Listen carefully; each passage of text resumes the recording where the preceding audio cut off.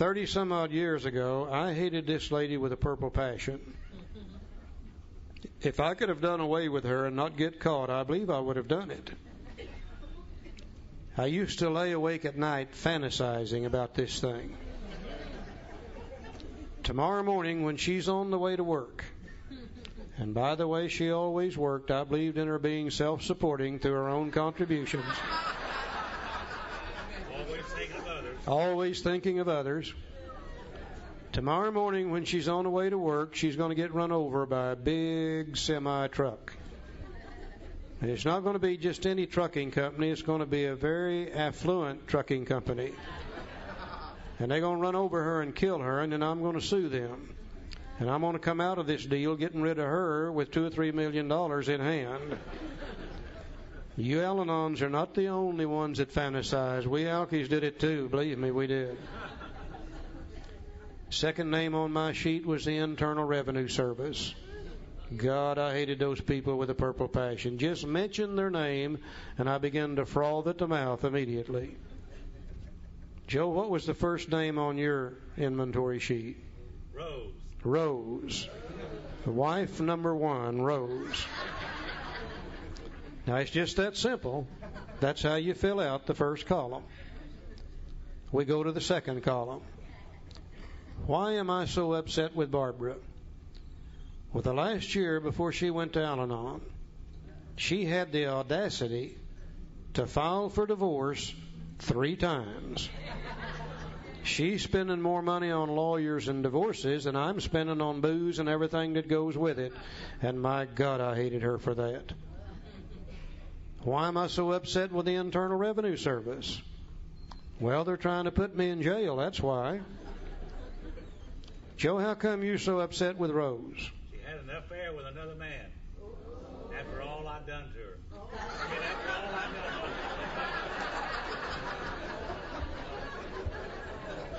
Had an affair with another man. Really upset with her. Now we go to the third column.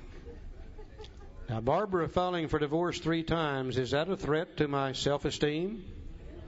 Oh, you betcha. What are other people going to think about me now? Taking this lady back after she's filed for divorce 3 times. Barbara filing for divorce 3 times, is that a threat to my personal relationships? Sure it is. She's going to take the kids and she's going to leave, or they're going to kick me out, one of the two. No personal relationships. Her filing for divorce 3 times, is that a threat to my security? Oh, yeah, by the time she's through, she'll have it all. Don't worry about that. Is it a threat to my sex life? Oh, yeah, she probably won't let me have any sex if we get a divorce.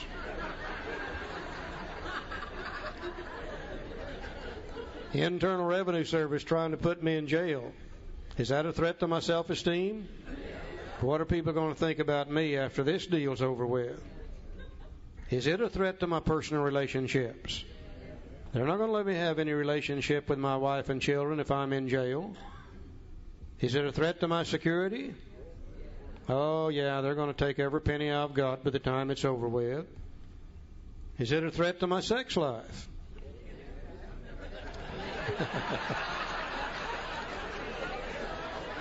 The kind I'd like to have, you betcha it's a threat to it. Now, there may be some in there I don't want, but...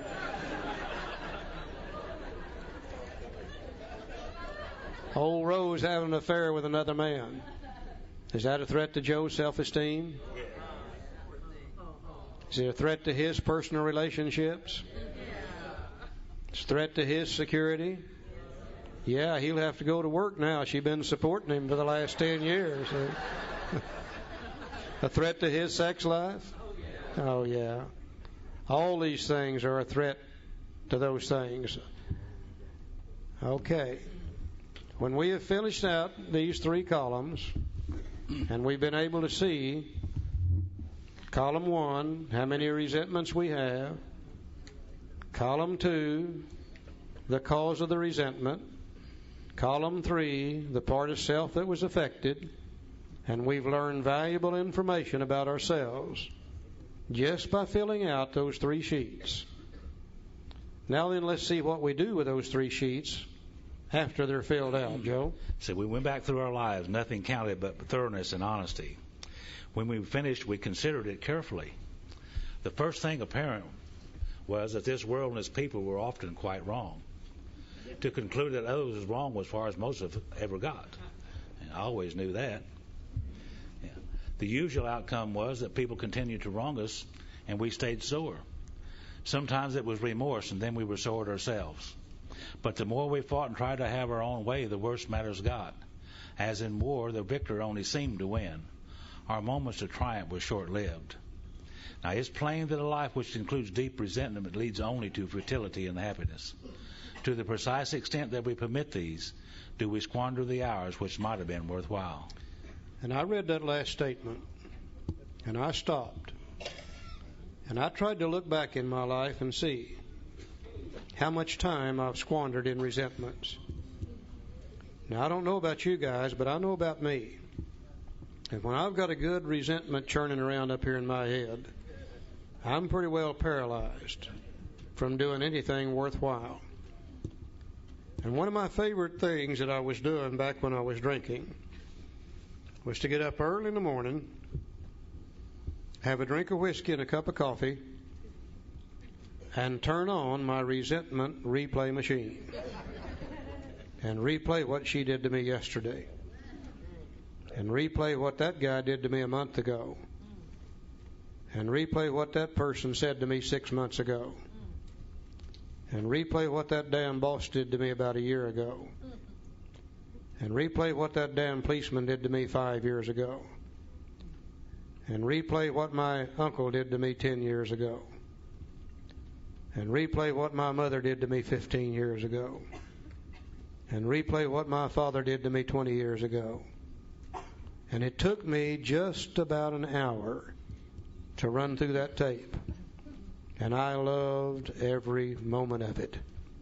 When that tape would run out, I'd have another drink of whiskey and another cup of coffee. And I would turn on my get even machine. Now, by God, the next time she does that, I'll do this and she'll do that, and Socko, I'll put it on her. They're not going to treat me that way. And it took me just about an hour to run through that tape. And I loved every moment of it. When I came into AA, I found out the only difference was I wasn't taking the drink of whiskey. I was having the cup of coffee, turn on the resentment replay machine, run it for an hour, another cup of coffee, turn on the get even machine, run it for an hour. I have spent literally thousands and thousands and thousands of hours in resentments. And as far as I can tell, they've never done me any good whatsoever. They certainly never made me any money. They never made me feel better. They only made me feel worse. They never straightened up a relationship with another human being. It only made them worse and worse and worse. And as far as I can tell, that was absolute, complete, wasted time. Now, as a human being, I really believe today that I'm allotted just so much time to be here on earth. And I'm beginning to approach the end of mine. And for the first time in my life, not only am I sober, but I am peaceful, happy, and free.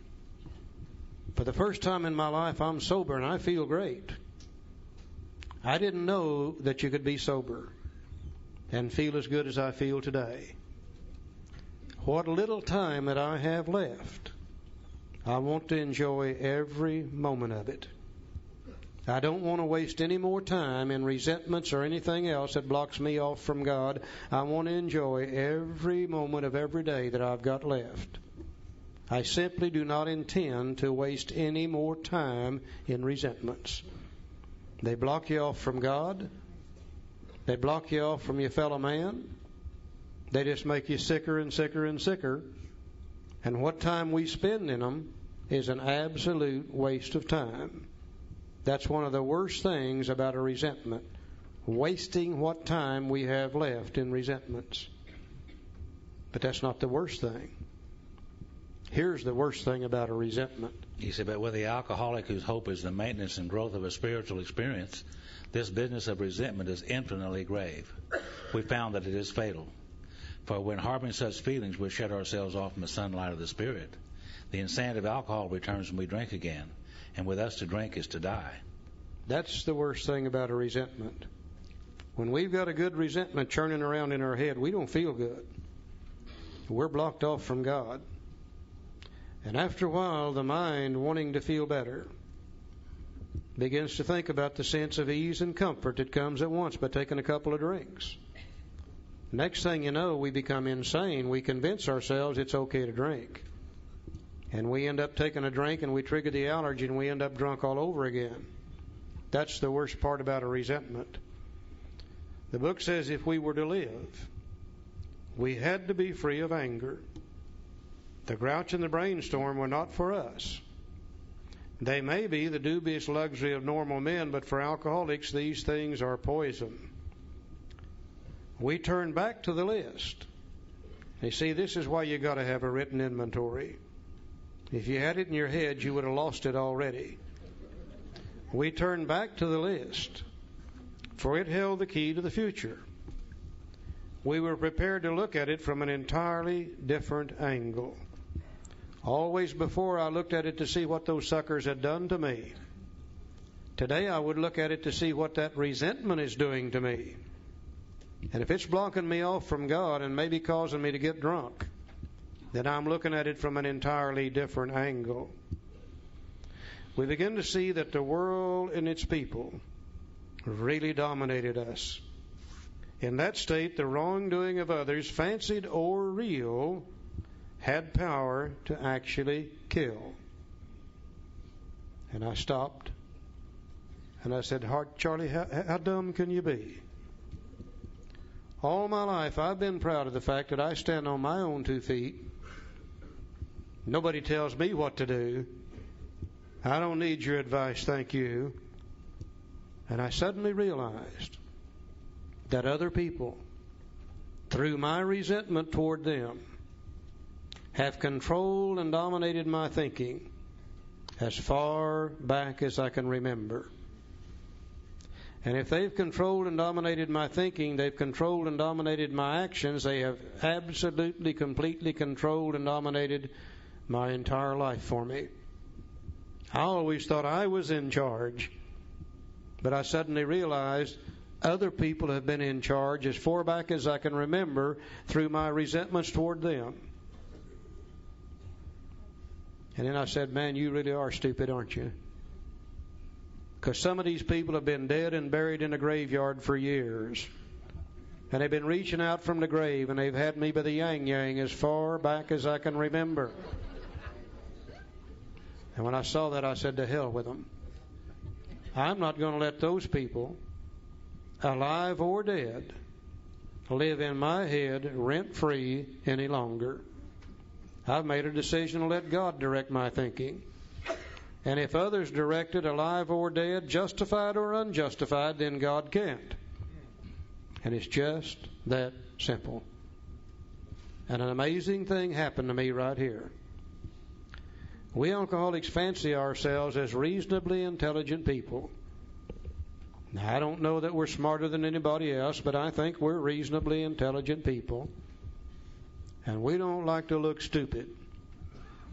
And when I saw the stupidity of letting those people control me and dominate me, it looked so dumb that about 95% of these resentments began to disappear automatically when I saw how stupid that really was. But I found that I had 4 or 5 or 6 that were so deeply embedded in my mind for so long that they didn't automatically disappear when I saw the stupidity behind them. And for those, I had to have some additional help. We now come to the first prayer in the big book in step 4. We always hear about the step 3 prayers, the step 7 prayers. We never hear about the step 4 prayers. Let's see how we can use prayer to remove those deep, deep-seated resentments. He said, how could we escape? We saw that these resentments must be mastered, but how? We could not wish them away any more than alcohol. So you can't heal a sick mind with a sick mind. You can't wish your way out of it. Well, this was our course. We realized that the people who'd wronged us were perhaps spiritually sick. And though we did not like their symptoms and the way they disturbed us, they, like ourselves, were sick too. It's part of the prayer. We asked God to help us to show them the same tolerance, pity, and patience that we would cheerfully grant a sick friend. When a person offended, we said to ourselves, this is a sick man. How can I be helpful to him? God save me from being angry. Thy will be done.